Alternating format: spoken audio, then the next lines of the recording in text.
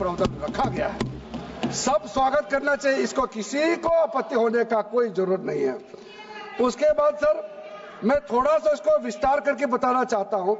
मेरा ही खुद का एग्जाम्पल मैं देता हूं। मान लो मैं मुस्लिम नहीं हूं, लेकिन मैं माइनॉरिटी अफेयर्स मिनिस्टर हूं, तो मैं सेंट्रल वक्फ काउंसिल का चेयरमैन होता है। तो मेरे होने के बावजूद उसके बाद टोटल 4 नॉन मुस्लिम हो सकता है वक्फ काउंसिल में मेंबर, और उसमें मैक्सिमम 4 नॉन मुस्लिम के साथ साथ में 2 महिला कंपलसरी है। 2 महिला होना ही चाहिए सर। उसके बाद सर स्टेट अभी आप पूरा वक्फ बोर्ड देख लीजिए, महिला कहाँ है? महिला को भी रखा ही नहीं है, वो सिर्फ बातें करते हैं। सर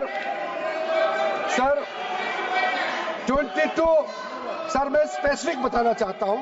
सेंट्रल वक्फ काउंसिल में टोटल 22 मेंबर्स में 4 नॉन मुस्लिम से ज्यादा मेंबर नहीं हो सकते हैं। एक्स ऑफिशियो का पद को मिला करके 3 मेंबर ऑफ पार्लियामेंट होगा। मेंबर ऑफ पार्लियामेंट तो किसी धर्म का हो सकता है। जब इलेक्शन करते हैं तो कोई भी धर्म का मेंबर ऑफ पार्लियामेंट या एमएलए बन सकते हैं। सर 10 मेंबर मुस्लिम कम्युनिटी से होगा, 2 फॉर्मर जजेस होंगे सुप्रीम कोर्ट और हाई कोर्ट के, 1 advocate of national eminence member रहेंगे, 4 persons of national eminence from various field. ये तो कई कमिटियों ने इसको सिफारिश किया है। और एडिशनल सेक्रेटरी या joint secretary to the government of India उसमें रहेंगे। आउट ऑफ 10 मुस्लिम मेंबर्स 2 महिला अनिवार्य है, ये हमने प्रावधान रखा है। और स्टेट बोर्ड में आउट ऑफ 11 मेंबर्स 3 से ज्यादा नॉन मुस्लिम नहीं हो सकता है। एक्स ऑफिसर को मिलाकर के 1 chairperson, 1 MP, 1 MLA, 4 members from Muslim community, 2 members with professional experience, 1 member of bar council and joint secretary to the state government dealing with work matters. Out of 4 Muslim members, 2 shall be women. ये हमने रखा है ताकि हमारे बहनों को किसी तरीके से दरकिनार नहीं कर सके। वक्फ एक्ट सर हमने जो नया प्रावधान रखा है उसमें जितना भी जो आर्बिट्रेरी प्रोविजन जो जरूरी नहीं था उसको हमने सामान्य रूप से देश में और जितना कानून है उसको मिलाते हुए मुख्य रूप से ट्रांसपेरेंसी इन वक्फ मैनेजमेंट, सर्वे को अपडेट करने के लिए जो पहले इनसफिशिएंट प्रोविजन था, इसमें वक्फ लैंड रिकॉर्ड्स वगैरह में महिलाओं का इनहेरिटेंस राइट, बच्चों का राइट, और साथ साथ में कई हजारों केसेस पेंडिंग है ट्राइब्यूनल और कोर्ट्स में, उसको सेटल करने के लिए जो आज लगभग 10,000 से भी ज्यादा केसेस जो पेंडिंग था और कुछ सालों के अंदर में 13 से 30,000 केसेस पेंडिंग हो चुके हैं, उसको सरलता से सुलह करने के लिए हमने रास्ता खोजा है। एक चीज बार बार आप लोग कहते हैं, हमारे पक्ष के लोग हो या उस साइड के पक्ष के लोग हो या जो सदन से बाहर है, वो एक वक्तव्य देते रहते हैं। मैं उसको सुधारना चाहता हूं। ये कहते हैं कि हमारा देश में लैंड बैंक जो है वक्फ बोर्ड के पास 3rd लार्जेस्ट है। पहला रेलवे, इंडियन रेलवे, फिर इंडियन आर्मी मतलब इंडियन डिफेंस का, और फिर कहता है वक्फ बोर्ड के पास जमीन है। मैं उसको सुधारना चाहता हूं। सर आप भी तो ट्रेन में चलते हैं, हम लोग भी ट्रेन में चलते हैं। हजारों किलोमीटर ट्रेन का पटरी लगा हुआ है, स्टेशन बना हुआ है। वो ट्रेन का पटरी लगा हुआ है, वो रेलवे का प्रॉपर्टी थोड़ी है, ये तो देश का प्रॉपर्टी है। हम लोग सब चलते हैं उसमें। इसको आप कैसे लगा सकते हैं कि रेलवे के पास इतना है, वक्फ बोर्ड के पास इतना है? वो देश का प्रॉपर्टी है। हमारा डिफेंस के पास कहता है कि 2nd लार्जेस्ट है। डिफेंस के पास जो भी लैंड है, जहां ट्रेनिंग करता है, जहां वो रहता है, या बॉर्डर एरिया में जितना डिफेंस लैंड है, वो देश का रक्षा के लिए है। उसको आप कैसे वक्फ प्रॉपर्टी के साथ आप तुलना कर सकते हैं? वक्फ प्रॉपर्टी प्राइवेट प्रॉपर्टी होता है सर। तो इसलिए दुनिया में सबसे ज्यादा वक्फ प्रॉपर्टी हिंदुस्तान में है। सिर्फ हमारा देश में ही नहीं, दुनिया का सबसे बड़ा और सबसे ज्यादा वक्फ प्रॉपर्टी हिंदुस्तान में है। तो फिर ये क्यों है 60 साल तक आप सरकार में रहे हैं, हमारे देश में मुसलमान इतना गरीब क्यों है?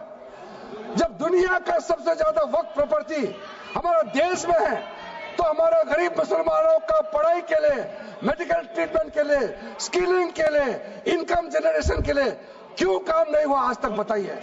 ये दुनिया का सबसे बड़ा वक्फ प्रॉपर्टी अगर हिंदुस्तान में है, तो उस प्रॉपर्टी से गरीबों का उत्थान के लिए, लोगों का भला के लिए अगर ये सरकार नरेंद्र मोदी जी के नेतृत्व में गरीब मुसलमानों के लिए काम कर रहा है, तो इसमें आपत्ति क्यों होना चाहिए? आप लोग बताइए।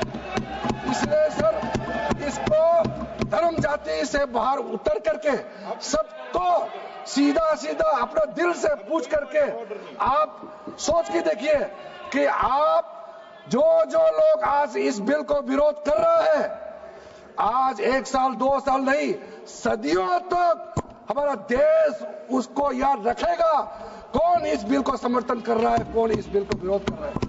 आज चंद वोट के लिए, सत्ता के लिए हमारे मुसलमानों को आपने 70 साल से ज्यादा वोट बैंक बना करके गुमराह किया है। कितना और गुमराह करना चाहते हैं? अब हमारा देश में वोट बैंक की राजनीति नहीं चलेगा।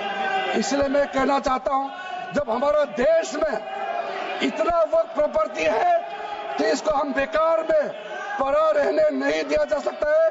गरीब मुसलमानों के लिए, आम मुसलमानों के लिए इस्तेमाल करना ही पड़ेगा। उसके लिए आज के ये वक्फ संशोधन बिल जरूरत है। अध्यक्ष महोदय जी, हमारे अपने वामसी पोर्टल में, हमारे मंत्रालय के वामसी पोर्टल में हमने रिकॉर्ड देखा है। सचर कमेटी जो आपने बनाया है 2006 में, उन्होंने भी ये बारे में काफी डिटेल में जिक्र किया हुआ है। सर 2006 में 4.9 लाख वक्फ प्रॉपर्टी था और उसका इनकम कितना था? मैं बता दूं आंकड़ा सर, आप कहेंगे 4.9 लाख वक्फ प्रॉपर्टी में टोटल इनकम था 163 करोड़। कौन खाते थे? 163 करोड़। और आपने 2013 में बदलाव करने के बाद आज इनकम कितना बढ़ा है वो भी मैं बता देता हूं। हो गया 166 करोड़। 3 करोड़ बढ़ा है। कैसे मंजूर कर सकता है हम लोग इस महान सदन में बैठ करके? अगर इतना 10 सालों के बाद भी दुनिया का सबसे ज्यादा प्रॉपर्टी का टोटल इनकम जनरेशन 3 करोड़ बढ़ता है, तो ये हम कभी मंजूर नहीं कर सकता है। इसलिए उस समय कहा गया था, मैं अभी का नहीं बता रहा हूं, सचर कमेटी समय में भी कहा गया है कि अगर थोड़ा सा एफिशिएंटली मैनेज करता तो 12,000 करोड़ पर ईयर तो उसी समय जनरेट हो जाना चाहिए था नॉर्मल मार्केट रेट से। और 12,000 करोड़ अगर वो प्रॉपर्टी से रेवेन्यू जनरेशन करता है, कितना लाखों करोड़ों मुसलमानों को फायदा होगा, आप सोच के देखिए। इसलिए सर आप लोग भी, मैं अनुरोध करता हूं कि आप लोग भी वक्फ के बारे में जानना है तो हमारा वामसी पोर्टल को क्लिक करके आप लोग देखिए। सर आज वो 4.9 लाख से बढ़ करके टोटल